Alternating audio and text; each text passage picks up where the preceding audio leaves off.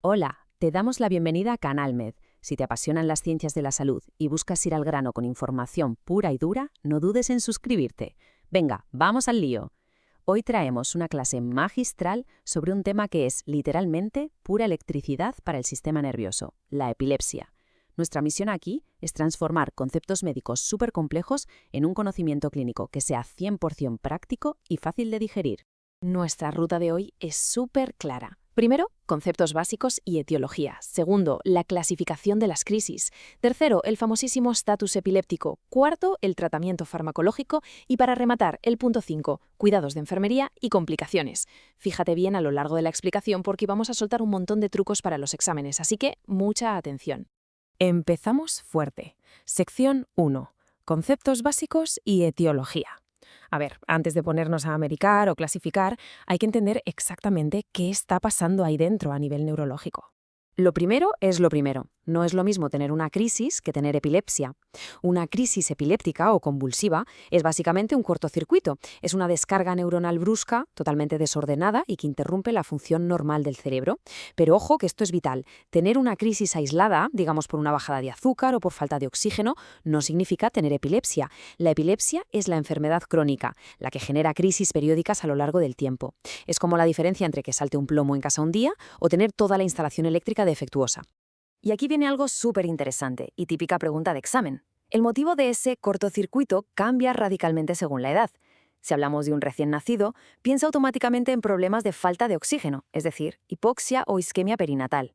Si es un adulto joven o de mediana edad, bueno, ahí los traumatismos, los tumores o incluso la abstinencia alcohólica se llevan la palma.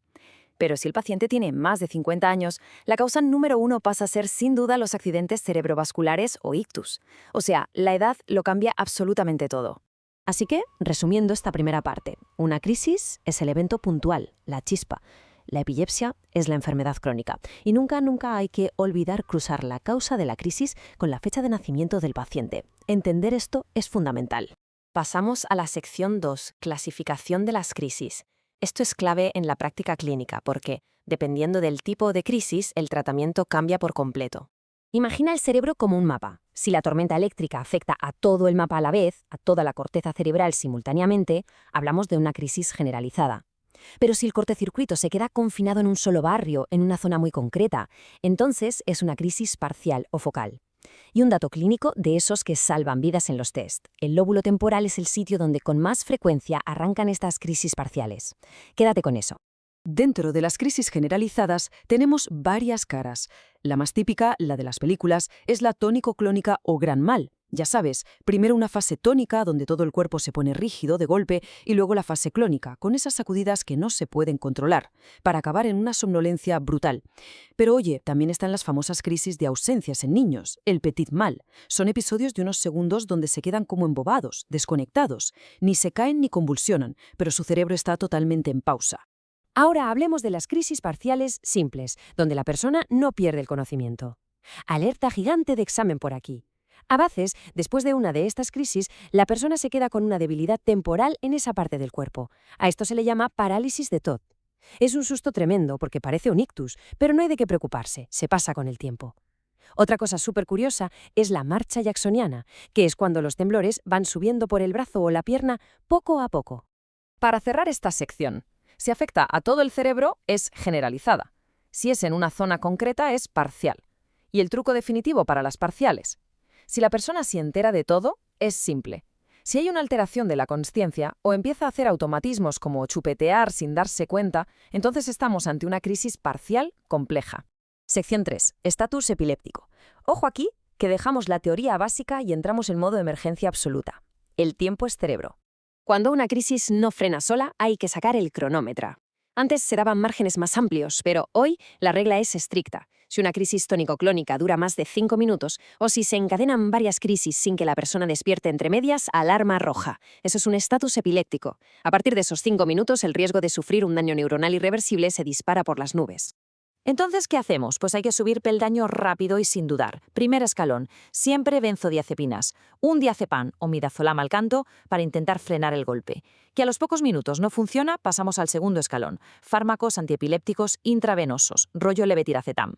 Que el cuadro sigue rebelde, tercer escalón, directos a la UCI para sedación profunda con anestésicos intravenosos como el propofol. Y si ya es un caso súper refractario, el cuarto escalón, recurre a anestésicos inhalados. Recapitulando, esto que es de vida o muerte. Más de 5 minutos en una crisis tónico-clónica es una emergencia vital. Grábate este protocolo escalonado de 4 pasos a fuego porque es exactamente lo que salva vidas y protege el cerebro en urgencias. Sección 4. Tratamiento farmacológico. Ya hemos visto cómo apagar el fuego en urgencias, pero ahora vamos a ver cómo evitar que salte la chispa en el día a día. Aquí la magia está en emparejar bien el tipo de crisis con su pastilla. Fíjate en el ácido valproico, es como la navaja suiza de la epilepsia, un verdadero todoterreno. Sirve tanto para crisis parciales y tónico-clónicas como para ausencias. En cambio, hay fármacos súper exclusivos como la etosuximida, cuya única indicación es frenar las crisis de ausencia y nada más. Conocer quién hace qué es el pan de cada día en farmacología. La moraleja de esta sección, y la regla de oro en neurología, es que el objetivo siempre es controlar la situación utilizando un solo medicamento. La monoterapia es la reina absoluta. Si metemos demasiados fármacos, los efectos secundarios y las interacciones se multiplican y el objetivo final siempre es la calidad de vida del paciente. Llegamos a la recta final, secciones 5 y 6, cuidados de enfermería y complicaciones. Saberse el libro está genial, pero los cuidados a pie de cama durante la crisis son los que marcan la diferencia.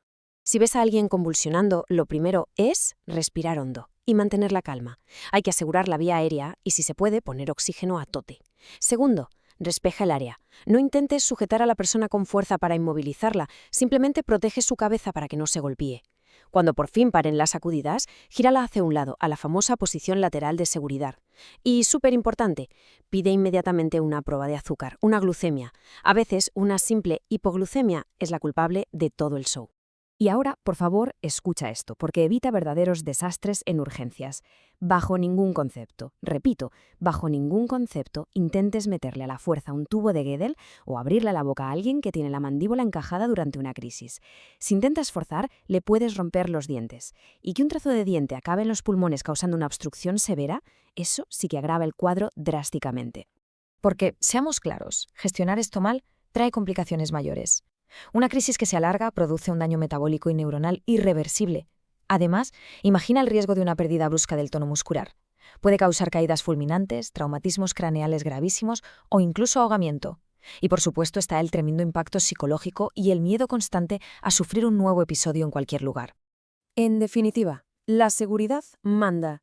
Proteger la vía respiratoria sin hacer barbaridades, evitar los golpes y actuar rapidísimo para que no se desencadene un estatus epiléptico. Eso es lo que define a una atención sanitaria de 10. Bueno, y con todo esto sobre la mesa, dejo una pregunta para pensar y asentar el conocimiento.